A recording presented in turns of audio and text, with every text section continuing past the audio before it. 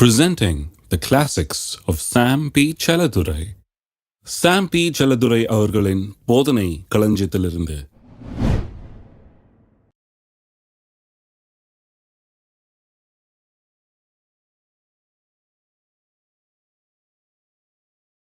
எவனாகிலும் இந்த மலையை பார்த்து நீ பெயர்ந்து சமுத்திரத்திலே தள்ளுண்டு போ என்று சொல்லி தான் சொன்னபடியே நடக்கும் என்று தன் இருதயத்திலே சந்தேகப்படாமல் விசுவாசித்தால் அவன் சொன்னபடி ஆகும் என்று மெய்யாகவே உங்களுக்கு சொல்லுகிறேன். ஆதலால் நீங்கள் ஜெபம் பண்ணும்போது எவைகளை கேட்டுக்கொள்வீர்களோ அவைகளை பெற்றுக்கொள்வோம் என்று விசுவாசியுங்கள், அப்பொழுது அவைகள் உங்களுக்கு உண்டாகும் என்று சொல்லுகிறேன். ஜெபத்தில் மட்டுமில்ல, வாழ்க்கையை எப்படிதான் பாருங்க. நம்ம எவைகளை பேசிக்கொண்டிருக்கோமோ அதுதான் நடக்க போகிறது. சும்மா சும்மா அதையே பேசிக்கொண்டிருந்தா அதுதான் நடந்து கொண்டே இருக்க போகிறது. ஏதோ ஒரு தடவை பேசுனதுனால அல்ல, நல்லா கவனிக்க வேணும். ஐயோ ஒரு தடவை வாயிலேருந்து வந்துச்சுங்க, அதனால் அவ்வளோதான் போல இருக்குது, அவுட்டு போல இருக்குது அப்படின்னு யோசிக்கக்கூடாது. இது அப்படிப்பட்ட காரியத்தை பேசணும். நான் சொல்கிறேன், ஒரு காரியத்தை திரும்ப திரும்ப திரும்ப திரும்ப திரும்ப திரும்ப நாள்தோறும் திரும்ப திரும்ப திரும்ப திரும்ப பேசிக்கொண்டே வந்து பாருங்கள், நிச்சயமாக அது அப்படியே தான் நடக்கும். இது எப்படி வேலை செய்கிறதுன்னு கொஞ்சம் பார்ப்போம் பாருங்க. எப்படி வேலை செய்கிறதுன்னு பாருங்க. 2 கொரிந்தியர் 4:13 விசுவாசித்தேன் ஆகையால் பேசினேன் என்று எழுதியிருக்கிறபடி, ஏற்கனவே எழுதியிருக்கிறது, சங்கீதத்தில் எழுதியிருக்கிறது, இங்கே அப்படியே சொல்கிறாரு பாருங்க. விசுவாசித்தேன் ஆகையால் பேசுகிறேன் என்று எழுதியிருக்கிறபடி. இப்போ விசுவாசித்து பேசுறது இப்போ லேட்டஸ்டாக வந்த டீச்சிங் இல்லை. ஹலோ சொல்லுவாங்க, அப்போ சொல்லுங்க. பவுலப்போஸ்தலன் காலத்தில் வந்தது கூட கிடையாது. பவுலப்போஸ்தலன் சொல்கிறாரு, ஏற்கனவே எழுதியிருக்குப்பா, அதன்படி தான் நாங்களும் பேசிக்கிட்டு வர்றோன்றார். சிலர் சொல்லுவாங்க, ஆஹா நேம் இட் அண்ட் கிளைம் இட்டா, இது லேட்டஸ்ட் டீச்சிங் இது. ஓ அவர் அதான் டீச் பண்ணுவார், name it and claim it. ஆமாம், கர்த்தர் நேம் பண்ணுறார், நான் கிளைம் பண்ணுறேன். கர்த்தர் எதையெல்லாம் நேம் பண்ணியிருக்காரோ அதை நான் கிளைம் பண்ணுறேங்க. அவர் பாட்டுக்கு நேம் பண்ணால் நம்ம ஒன்றும் கிளைம் பண்ணாமலே இருந்தால் அது யாரோ மானாவரியாக எங்கேயாவது போய் சேரும். அது என்னுடையதான் நான் எடுத்துக்கொள்கிறேன். அதுதான் இது. கர்த்தர் சொல்றாரு, உனக்குன்னு சொல்லிட்டேன், உனக்குன்னு எழுதி வச்சுட்டேன், இதுதான் உயில், இதுதான் இருக்குது, யூ கிளைம் இட், நீ எடுத்துக்கொள். சாத்தான கையை எடுக்க சொல்லு. உன்னுடைய சொத்திலிருந்து, உன்னுடைய சுகத்திலிருந்து, உன்னுடைய வருமானத்திலிருந்து, உன்னுடைய காரியங்கள்லேருந்து சத்துருவ கையை எடுக்க சொல்லு. அவன் கையை தப்பா வச்சுக்கிட்டு இருக்கிறான் உன் இது மேல.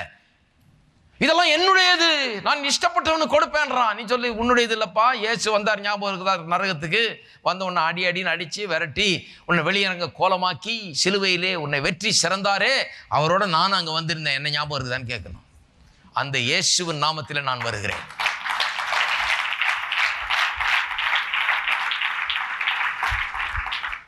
அப்ப இந்த விசுவாசித்தேன் ஆகையால் பேசுகிறேன்றது லேட்டஸ்ட் டீச்சிங் இல்லைங்க. சிலர் இப்படி சொல்லிட்டு இருக்காங்க பாருங்க, இவங்களுக்கு வழங்காதனால. அப்போஸ்தலனாகிய பவுல் சொல்கிறார், விசுவாசித்தேன் ஆகையால் பேசுகிறேன் என்று எழுதியிருக்கிறபடி, சங்கீதத்தில் எழுதியிருக்குது. நாங்களும் அந்த விசுவாசத்தின் ஆவியை உடையவர்களாக இருந்து, எத்தனை பேருக்கு அந்த விசுவாசத்தின் ஆவி இருக்குது? அதே விசுவாசத்தின் ஆவி, விசுவாசத்தின் ஆகியால் பேசுகிறேன். நீங்க பாருங்க, அதான் சொன்னேன், தாவீது கதையெல்லாம் வாசித்து பாருங்க. தாவீது கதையெல்லாம் சும்மா ஏதோ கோலியாத்தை அடிச்சா அந்த பெரிய மனுஷன் ஒளிந்து செத்தான்றது அல்ல. அவன் வாயிலிருந்து என்ன வந்தது பாருங்க. எப்படி விசுவாசம் அவனுக்கு உள்ள இருந்தது, எப்படி அவன் பேசினான் விசுவாசத்தை, எப்படி நடக்க போறதை பேசினான்.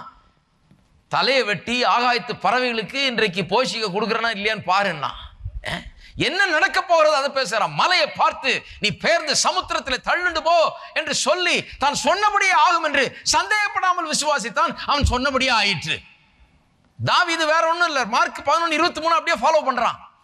அந்த இட்டர்னல் பிரின்சிபிள், நித்தியமாய் எல்லாருக்கும் எல்லா நேரத்திலும் வேலை செய்யக்கூடிய அந்த ஒரு முறையை தான் இயேசு இங்கே மார்க் 11 போதிக்கிறார். இது ஒன்றும் ஒரு ஐசோலேட்டட் இது கிடையாது, ஒரு டீச்சிங் கிடையாது. விசுவாசத்தை நான் ஆகையால் பேசுகிறேன்னு எழுதியிருக்கு சங்கீதத்தில். அப்படிதான் பழைய ஏற்பாட்டு பரிசுத்தவான்கள் எல்லாம் அப்படிதான் வாழ்ந்தாங்க, அப்படிதான் பெரிய பெரிய காரியங்கள்லாம் செய்தார்கள். இன்னைக்கும் அப்படிதான் நடக்குது. அந்த விசுவாசத்தின் ஆவியை உடையவர்களாக இருந்து விசுவாசிக்கிறபடியால், எல்லாரும் சொல்லுங்க, விசுவாசிக்கிறபடியால் பேசுகிறோம்.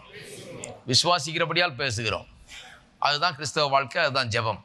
17 மேலும் காணப்படுகிறவர்கள் அல்ல, காணப்படாதவர்களை நோக்கி இருக்கிற நமக்கு அதி சீக்கிரத்தில் நீங்கும் லேசான நம்முடைய உபத்திரவம் மிகவும் அதிகமான நித்திய கனமகிமையை உண்டாக்குகிறது. காணப்படுகிறவைகள் காணப்படாதவைகள்னு சொல்லியிருக்குது. காணப்படுகிறவைகளை நாம் நோக்கி இருக்கிறது இல்லை, காணப்படாதவைகளை நோக்கி இருக்கிறோம். 2 கொரிந்தியர் 5:7 சொல்லப்பட்டிருக்கிறது, நாம் தரிசித்து நடவாமல் விசுவாசித்து நடக்கிறோம். தரிசித்துனா காணப்படுகிறவர்களை பார்த்தல்ல, தேவனுடைய வார்த்தை என்ன சொல்லுகிறது அதை பார்த்து நாம் நடக்கிறோம். விசுவாசித்து நடக்கிறோம்னா தேவனுடைய வார்த்தை, அது மூலமாக தான் விசுவாசம் வருது.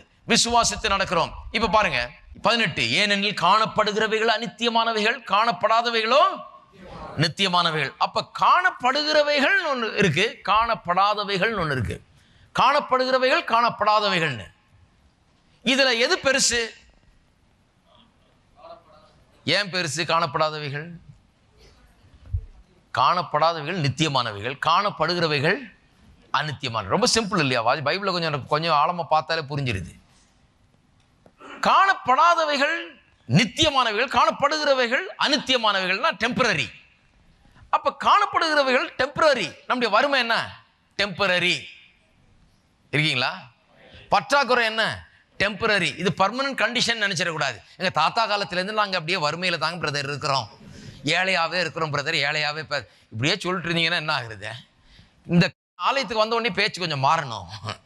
தாத்தா காலத்து பேச்செல்லாம் பேசாதீங்க, இனிமே என்ன நடக்க போகுதுன்றத பேசுங்க. அது டெம்பரரி.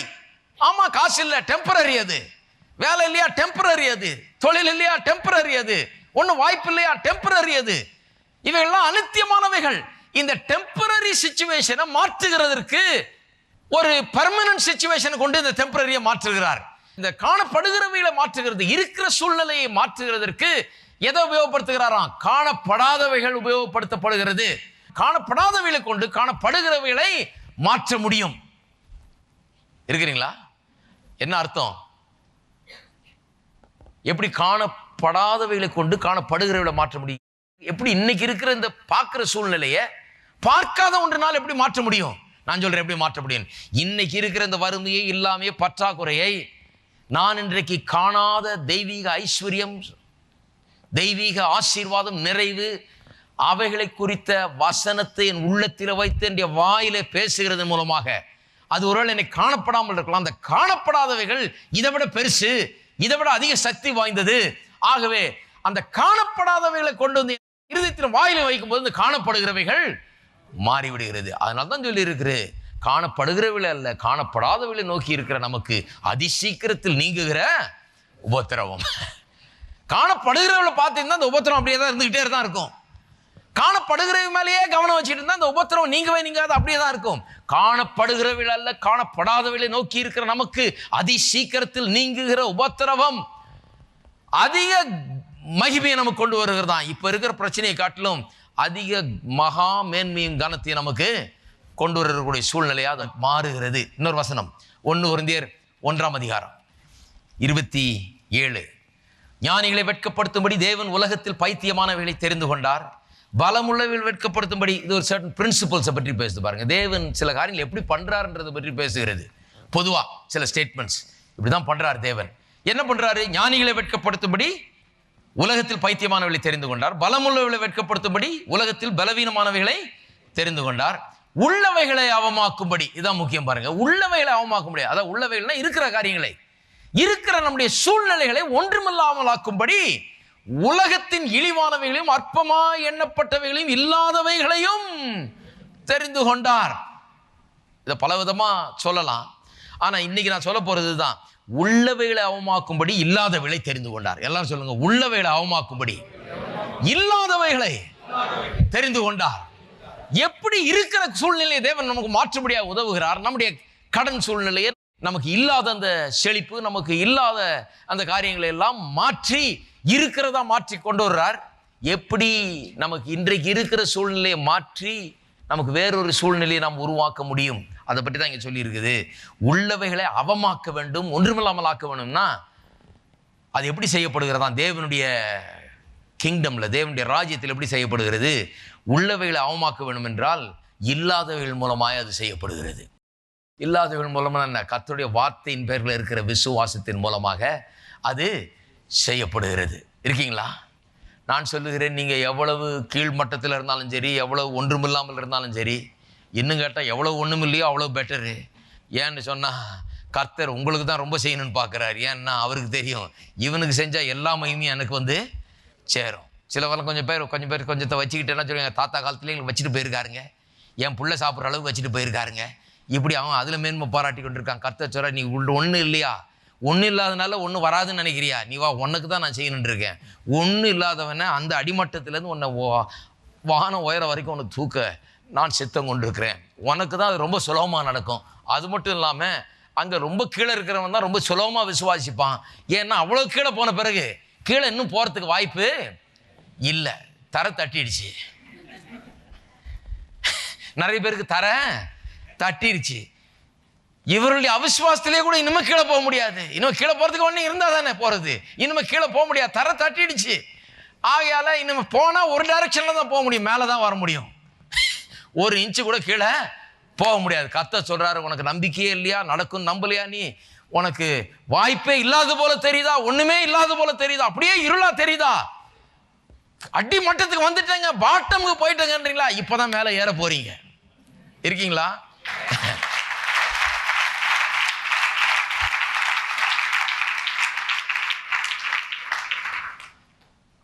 ஆகவே எவ்வளவு இல்லைன்னு பயந்துக்கிட்டு புலம்பிக்கிட்டு இருக்கிறீங்களோ அவ்வளவு ஞாபகம் வைத்துக் கொள்ளுங்கள். கர்த்தருடைய வார்த்தை உள்ளே வைத்தீர்கள் என்றால் மேலே வரலாம். கர்த்தருடைய வார்த்தை ஒரு பெரிய கயிறு மாதிரி கீழேருந்து மேலே ஏறி வர்றது, படிப்படியாக ஏறி மேலே வந்து விடலாம். அதனால தான் கர்த்தர் தம்முடைய வார்த்தை அனுப்பி அவளை சொஸ்தமாக்கினார். அந்த குஷ்டரோகி பாருங்க, அவன் இயேசுகிட்ட சொல்கிறான், உமக்கு சித்தமானால் என்னை சொஸ்தமாக்கும். அவனுக்கு ஒன்றுக்கு புரிஞ்சிருச்சு, இவர் சொஸ்தமாக்க முடியும் இவரால். ஆனால் இவர் சித்தம் உண்டா இவருக்கு, இவர் செய்வாரா? வர்றான் பாருங்க. வந்த உடனே ஏசு என்ன பண்றாரு, அவனை தொடுறாரு. தொட்ட உடனே ஒன்றும் ஆகலை. ஏன் ஒன்றும் ஆகலை? இன்னும் ஒரு காரியம் செய்ய வேண்டியது இருக்குது. தொட்டா போதாது, அவர் வாயை திறந்து சொல்றார், எனக்கு சித்தம் உண்டு, சுத்தமாகு. உடனடியாக அவன் சுத்தமாகறான் பாருங்க. வார்த்தை புறப்பட்டு வந்துருச்சு. அவனுக்கு எது விளங்காம இருந்ததோ விளங்கிடுச்சு. சுகமாக்க முடியும்னு அவருக்கு தெரியும், ஏற்கனவே இந்த குஷ்டரோகிக்கு தெரியும். ஆனால் சுகமாக்குவாரா? அவருடைய வாயிலிருந்து வார்த்தை என்னைக்கு நான் ஆக்குவேன் என்று வந்ததோ அந்த நிமிஷமே அவன் சொஸ்தமாகிறான். வார்த்தை அனுப்பி அவனை சொஸ்தமாக்குகிறார். அப்படியே தான் அந்த 100 அதிபதி வீட்டுக்கு போறார் பாருங்க. அவன் வேலைக்காரன் சுகம் இல்லைன்னு அவன் சொல்லுகிறான், வீட்டுக்கு கூட வர வேணாம் ஐயா, ஒரு வார்த்தை போதும், ஒரு வார்த்தை போதும். ஏசு அப்படியே ஆச்சரியப்பட்டு போயிட்டாரு. இஸ்ரவேல் ஜனங்கள் மத்தியில் கூட இவ்வளோ பெரிய விசுவாசத்தை நான் பார்த்ததில்லை. இவன் இஸ்ரவேல்னு கூட கிடையாது, உடன்படிக்கையில் கூட கிடையாது. ஆனால் வார்த்தை மேலே அவ்வளோ பெரிய நம்பிக்கை பாருங்க. ஒரு வார்த்தை, வாயை திறந்து ஒரு வார்த்தை சொன்னா அப்படியே ஆகும். நீ இங்கிருந்தே ஒரு வார்த்தை சொன்னால் போதுமானவர், அப்படியே ஆகும். இப்போ சொன்னாரு, நான் வீட்டுக்கு வர்றது வேஸ்ட். அப்ப ஏன்னா உனக்கு ஏற்கனவே விளங்கிடுச்சு. ஹலோ, நிறைய பேர் நினச்சிருக்காங்க இயேசுவே வந்தா நடக்கும். யா, வார்த்தை விளங்கிடுச்சுன்னா இயேசுவே வர வேண்டியதில்லை, வார்த்தை வந்துருச்சே, அவரே வந்துட்டது போலதான். இயேசு சொல்றார், சரி நான் இப்போ இங்கே இருந்துக்கிறேன், நீ போ. வசனத்தை வாசித்து பாருங்க, மத்தேயு 8 இருக்குது. நீ போ, உன்னுடைய விசுவாசத்தின்படியே உனக்கு அந்த சனப்பொழுதிலே அவன் சொஸ்தமானான்னு எழுதியிருக்குது. எந்த நேரத்தில் வார்த்தை புறப்பட்டு வந்ததோ, எந்த நேரத்தில் வார்த்தை வெளிப்பட்டதோ அந்த நேரத்திலே அவன் சொஸ்தமானான் பாருங்க. அதனால தான் வார்த்தை ரொம்ப முக்கியம். ஜெபத்தில் முக்கியமான காரியம் இருக்கும் என்றால் அது கர்த்தருடைய வார்த்தை. ஏன் முக்கியம்? அதுக்குள்ள எல்லாத்தையும் வச்சுட்டார் கர்த்தர். அது சொல்றதை நிறைவேற்றுறதுக்கு வல்லமை அது உள்ளே வச்சிருக்காரு. அதனால அதைத்தான் பிடிச்சிக்கணும், நம்ம அதைத்தான் உள்ள வைக்கணும், அதை தான் வாயில பேசணும், அதைத்தான் நாம் விரும்பி கேட்க வேண்டும். வார்த்தை சொல்லுகிறத அது அப்படியே நமக்கு நிறைவேறும் என்பதில் சந்தேகமே வேண்டாம். எல்லாரும் எழுந்து நிற்போம். ஆமென். எல்லாரும் கரங்களை உயர்த்துவோம்.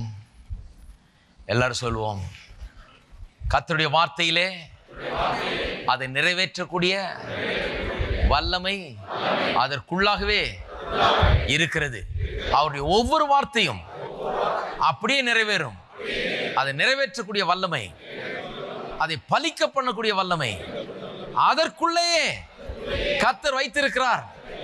ஆக வார்த்தை எனக்குள்ளே வருமானால், என் இருதயத்தில் வைக்கப்படுமானால், என் வாயிலே அது அறிக்கை பண்ணப்படுமானால் அது அப்படியே ஆகும். ஆகவே என்னுடைய நல்வாழ்வை, என்னுடைய சுகத்தை, என்னுடைய ஆரோக்கியத்தை, என்னுடைய நீடிய வாழ்வை, என்னுடைய செழிப்பை, என்னுடைய ஆசீர்வாதத்தை என்னுடைய குடும்பத்தின் மீதும், என்னுடைய தொழிலின் மீதும், என்னுடைய எல்லாவற்றின் மீதும் நான் பேசுகிறேன். தேவனுடைய வார்த்தையை பேசுகிறேன். தேவனுடைய வார்த்தை அப்படியே என் மீதும் என் சந்ததி மீதும் வந்து பலிக்கும். எத்தனை பேர் விசுவாசிக்கிறீங்க? . 1 Corinthians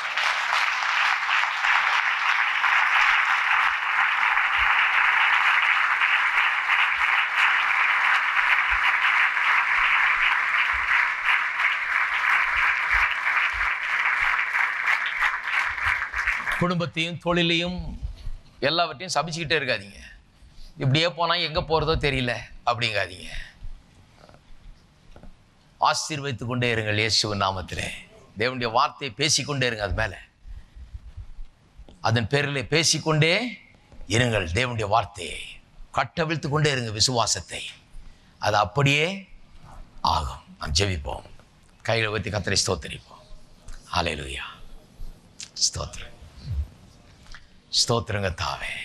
எங்கள் அன்பின் பிதாவே, கர்த்தராகிய இயேசுவின் நாமத்தில் மண்டையில் வருகிறோம். உடைய வார்த்தையின்படியாக கடவுது என்று எழுதியிருக்கிறதே, மெய்யாகவே உடைய வார்த்தையின்படி ஆகும். நீர் பொய்யுரையாத தேவன். ஏனென்றால் உடைய வார்த்தை சொல்லிவிட்டால் அது அப்படியே ஆகும். உம்மால் ஆகாது ஒன்றுமில்லை. ஏனென்றால் உம்முடைய வார்த்தை சொல்லிவிட்டால் அது அப்படியே ஆகும். அதனுடைய வல்லமை அது உள்ளே இருக்கிறது. இந்த காரியங்களை புரிந்து கொள்ளவர்களுக்கு உதவி செய்யும். உடைய வார்த்தையின் மேன்மையை, அதன் வல்லமையை, அதன் அதிகாரத்தை, அதன் ஆற்றலை புரிந்து கொள்ள ஒவ்வொருவருக்கும் உதவுங்க தாவே. வார்த்தை லேசான ஒரு காரியம் அல்ல. ஒரு வார்த்தை போதும் சொஸ்தமாக்குகிறதுக்கு. ஒரு வார்த்தை எங்களை விடுதலையாக்குறது போதும். ஒரு வார்த்தை ஆழமாக எங்களுடைய உள்ளத்தில் பதிந்து விட்டால் பெரிய அற்புதங்கள் நடைபெற அது ஏதுவாக இருக்கிறது என்பதை புரிந்து கொண்டு வார்த்தைகளை உள்ள இருதயத்தில் வைத்து விடுதலையும் சந்தோஷத்தையும் சமாதானத்தையும் வெற்றியும் எல்லா ரீதியிலையும் கர்த்தாவே நல்வாழ்வை அனுபவிக்க ஒவ்வொருவருக்கும் ஆவியானவரை கொண்டு நீர் உதவுகிறபடி ஆலமுக்கு ஸ்தோத்திரம் கர்த்தாவே. பலத்தை கிரியை ஒவ்வொரு உள்ளங்களையும் நடப்பிக்கிறபடி ஆலமுக்கு ஸ்தோத்திரம். ஒவ்வொருவரையும் வெற்றி சிறக்க பண்ணுகிறபடி ஆலமுக்கு ஸ்தோத்திரம். தேவ ஆவியானவர் தாம் சகல சத்தியத்துக்குள்ளும் ஒவ்வொருவரையும் நடத்துகிறபடி ஆலமுக்கு ஸ்தோத்திரம். உமக்கே கன மகிமை துதி யாவற்றை செலுத்துகிறோம். இயேசுவின் நாமத்திலே ஜெபிக்கிறோம்.